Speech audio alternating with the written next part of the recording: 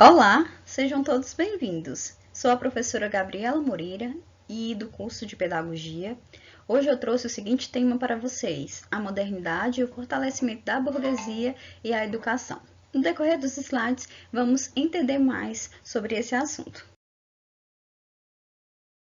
Tema: a modernidade e o fortalecimento da burguesia e a educação. A Idade Moderna compreende o período de 1453 a 1789, no qual predominou o regime absolutista, concentração do poder no clero e na nobreza.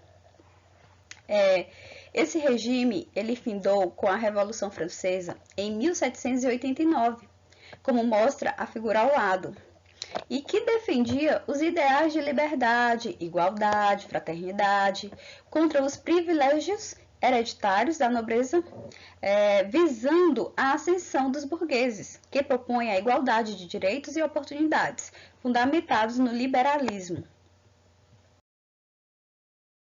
Dando continuidade, uma classe que ganha importância econômica começa a se sentir incomodada com o governo autoritário, centralizador e absoluto. Então, portanto, essa classe ela vai reivindicar a participação política e privilégios.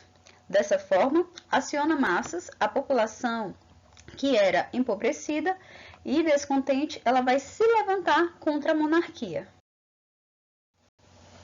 A burguesia ela pode ser caracterizada por uma classe média formada, sobretudo a partir das atividades de comércio e artesanato.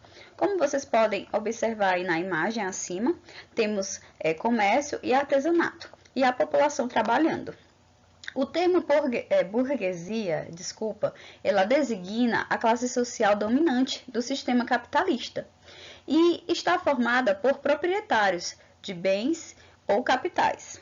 Outra coisa que é interessante colocar é que a burguesia ela surge no final da Idade Média, com a expansão do comércio e das cidades medievais. A palavra burguesia deriva de burgo, modelo de pequena cidade, que começou a aparecer na Europa na transição da Idade Média para a Idade Moderna, isto é, entre os séculos XIX e XV. A burguesia é um termo com vários significados históricos, sociais e culturais. A palavra se origina do latim burgus, significando cidade, adaptada para várias línguas europeias, burgueses.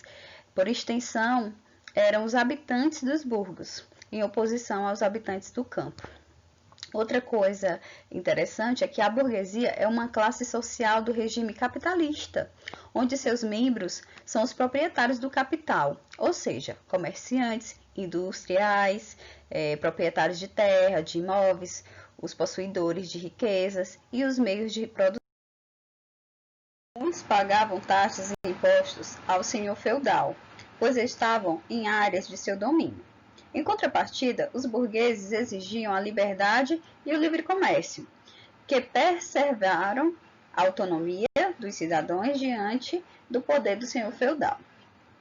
A autoridade exercida pelo senhor feudal, prática, era superiores ao rei, que não tinha poder de interferência direta sobre as regras e imposições do senhor feudal.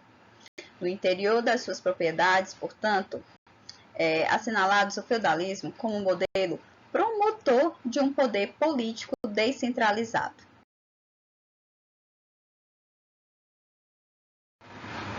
O Iluminismo foi um movimento intelectual do século XVIII na Europa, fazia a defesa do uso da razão e se opunha, sobretudo, ao chamado Antigo Regime, representado pelas monarquias absolutistas e o poder absoluto da Igreja Católica.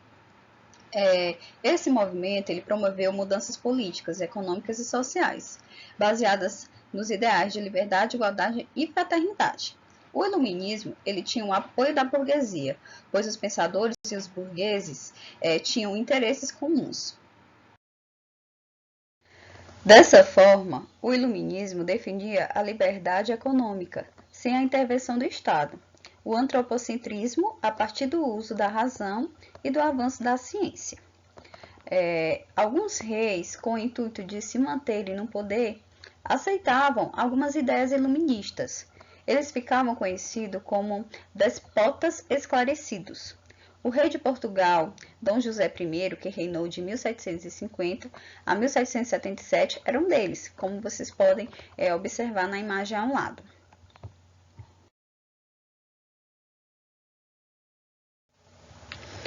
Temos aqui um pequeno mapa mental sobre o iluminismo. Os iluministas no século XVIII procuram uma sociedade impondo-se forças opressoras como a igreja e o absolutismo, que seguem um novo regime político, igualdade para todos, direito à liberdade religiosa, direito à tolerância, que segue para a felicidade da humanidade. O iluminismo ele foi um movimento intelectual que surgiu no século XVIII na Europa, que defendia o uso da razão, ou seja, a luz, contra o antigo regime, que era o das trevas. Pregava a maior liberdade econômica política. Esse movimento ele promoveu mudanças políticas, econômicas, sociais, baseadas nos ideais de liberdade, igualdade e fraternidade.